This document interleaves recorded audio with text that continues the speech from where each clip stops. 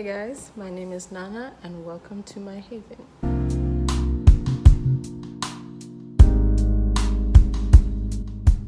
Hey guys, welcome back to my channel. If you are new, thank you so much for clicking on this video and for joining me in my haven. Today's video is going to be about my first year of med school, right? And I want to throw in a little bit of, I want to throw in some tips on things that I learned, and hopefully those who are watching this video, hopefully you guys will not suffer the way that I did. I'm just gonna get right into the tips, and I have them written down, so I'm gonna be like referencing them, so if you see me look down, that's what I'm doing. So the first tip that I have is I would strongly recommend that you get a hard drive. Get one, so one, you can back up your laptop, because you never know. You never know when the devil wants to try it, okay? And then you need to be able to extract your documents quickly from a different device if you need to, so that's where it's helpful there. But really, if you're gonna be getting board prep material like Boards Beyond, Sketchy Micro, things like that, it's definitely helpful to have a hard drive with you. So you'll definitely need that. Okay, so the next tip that I have is to find a study group. Now, going into med school, I was pretty lucky because I was coming from a master's program where, you kind of automatically had an interview with the school with their medical program. So I was able to go into my medical program with a lot of friends that I have.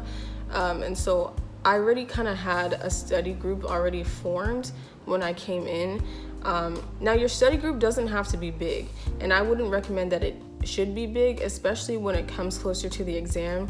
I would say 4 to 5 people max, and even 5 is kind of pushing it. But it's definitely okay to study with just one person too.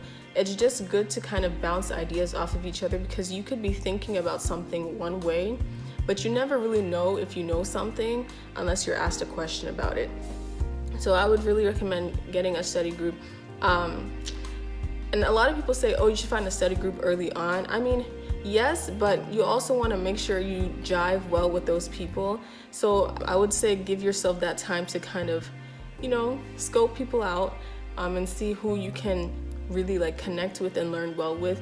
Now, I would also recommend that you be in a study group with someone who thinks differently than you. So say if you're a visual learner, maybe pair up with someone who's maybe an auditory learner, or someone who, and this is key, if you know somebody that's super organized, try and study with them, because chances are when it comes to reviewing for the exam, they're going to be able to kind of have maybe a rough outline of how their review is going to go, and you can kind of bounce ideas with them, and it's going to be more systematic, and it's going to be a lot more efficient way to study. So I would definitely recommend finding a study group.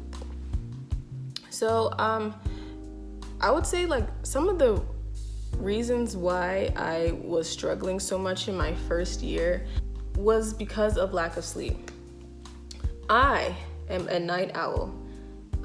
That is just how my body is naturally wired. I'm the type of person, especially if I become obsessed with something, like a detail, I will literally stay up trying to fix it and make it right, and I won't go to sleep until it's done. And in my master's program, that's where kind of staying up late or not sleeping at all really started to, it started to become a habit. And I tried to carry that into medical school, and it worked for maybe the first 2 units, and the third unit, the third block that we had was hematology oncology, and that's when I was like, oh, no, we cannot do that anymore. That was like a wake-up call. I got sick at the end of that block, really sick, and I'm the type of person that doesn't get sick normally, so when I do, it's really bad. I'm talking bronchitis, pharyngitis type things. It's always something with the throat, the lungs. It's very annoying. But I got sick, and I had to really force myself to say, like, look, no amount of coffee or whatever caffeine source you're using is going to imprint the information into your head. Like, if you don't know it well or decently the night before,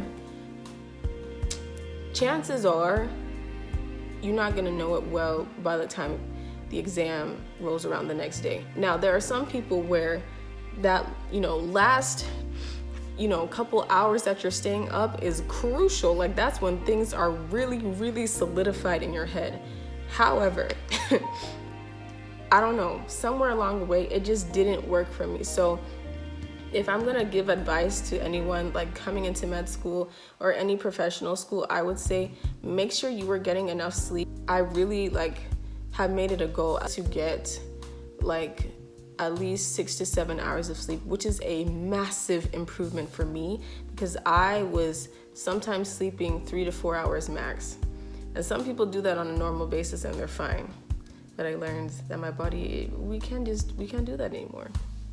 So get your sleep, y'all. Get your sleep. So my next tip is something that a lot of medical students, if not really, I think everybody at some point in their professional school career experiences, like imposter syndrome. And that really hit me very early on, after interacting with my classmates and working in our small groups together and presenting information together. I always felt so inadequate. I honestly felt like they made a mistake and that the acceptance letter that I had was supposed to have somebody else's name on it. I honestly felt like I'm not supposed to be here, and it really took a toll on my mental state. And I really had to remember comparison is truly the thief of all joy. It was truly costing my peace, and I was like, look, you can't live like this. You got into medical school for a reason, so you must belong here. You're 1,000% supposed to be here, but you have to take it upon yourself to believe that. Even if you believe it just for a little bit, that's better than getting stuck in this space of feeling sorry for yourself all the time. I really had to this is something I really had to meditate on. I'm supposed to be here. You are supposed to be here.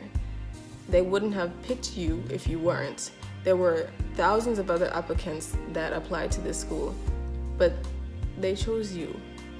So they must have seen something in you that made them think, you know what?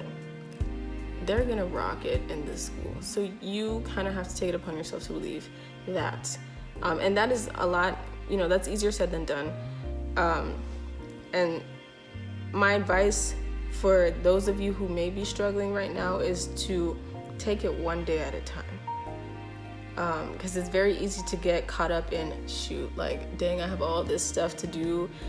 This and this and this are due at this point, and then if I don't finish this, well, then I'm gonna be perpetually behind.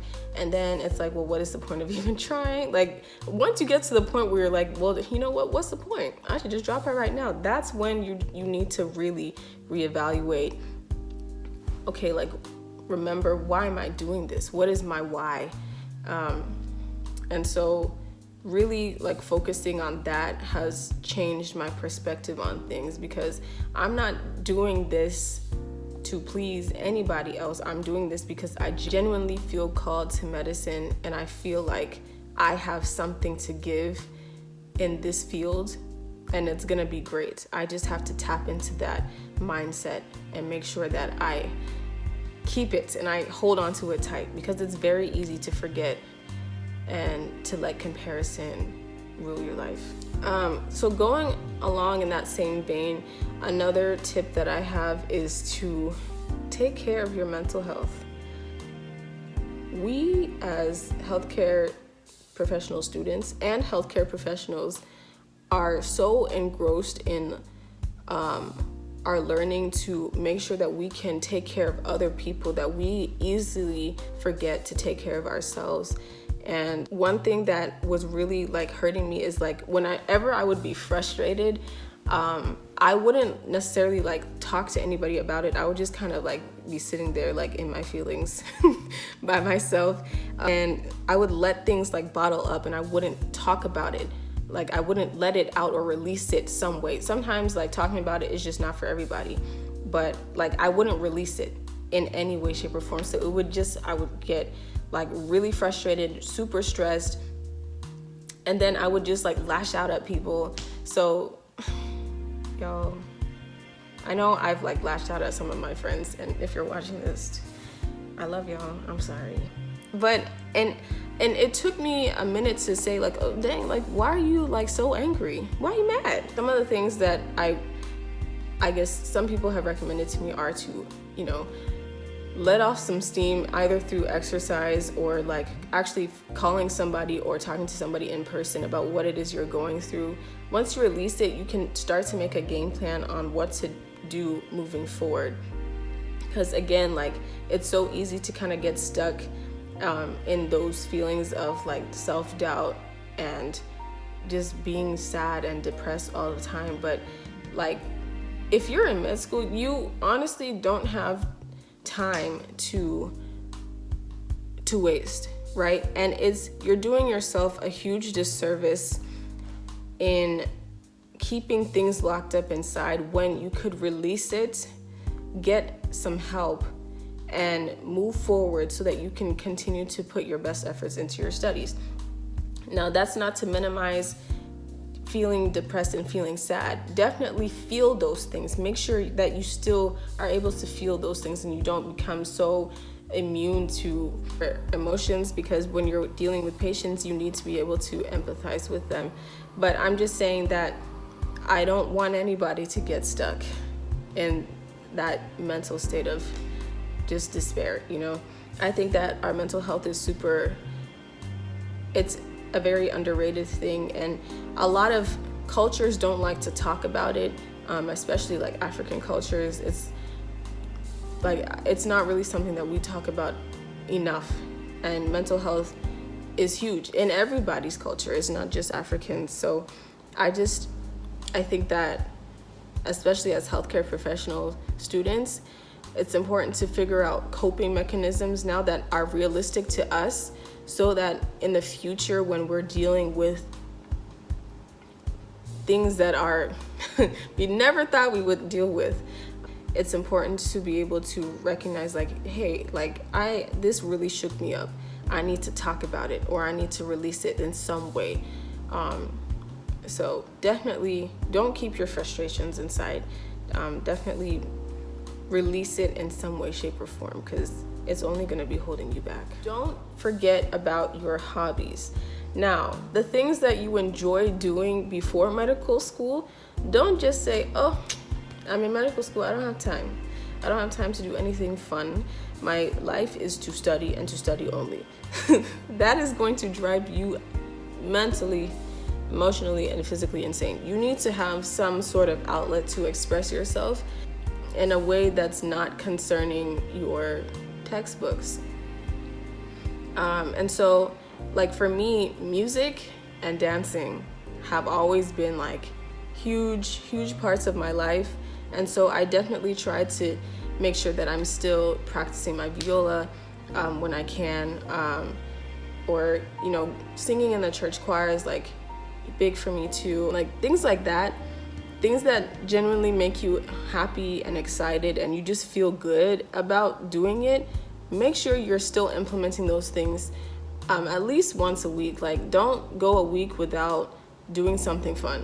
Like have something to look forward to, because medical school, like I said, I've said this before, it's not easy. It can seriously take a toll on your mental state. So having those fun things to look forward to kind of makes it more fun. It makes it more enjoyable. Okay, so the next tip that I have is a little bit of like tough love, but also I'm really preaching more to myself when I say this. It's the saying, closed mouths don't get fed.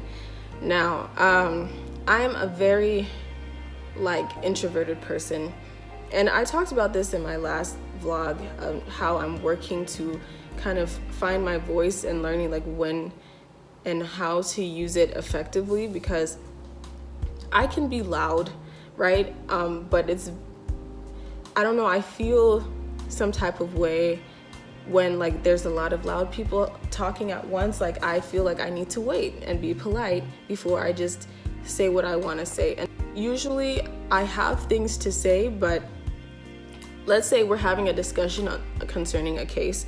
If somebody's already said something, I'm not going to repeat it in a different way so that I have something to say. Like to me, that's a waste of time. Like I want to contribute something that's valuable and adds like depth to the discussion, right? So I really struggled trying to like participate in these discussions because I felt like what I had to say wasn't unique, and like I didn't have anything I guess worthy to contribute to the discussion. Here's the thing that I had to learn. I had to learn to stand up for myself and to remember that I got into medical school, but I still have to fight for what I want and fight to be heard, especially because I am like more on the quiet side.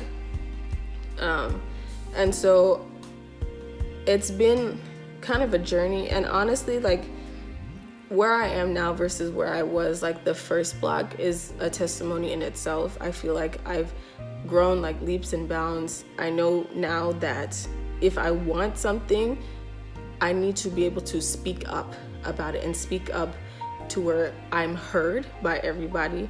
I don't have to be the loudest person in the room, but I need to be assertive in what I'm saying. So if you are somebody who's like on the quieter side, or who knows that it's harder for them to kind of speak up in class, it's not going to be easy. But I will say that taking steps to maybe like ask questions, try to ask questions that will generate further discussion. So like maybe asking why something is this way, or did anyone figure out how this happens? And then maybe asking why to follow up, because why always triggers like, oh, well, it could be this, and this. I would say start out by asking questions, and then it'll be easier to contribute to a discussion that way. Okay, my next step is don't let your relationship with God falter.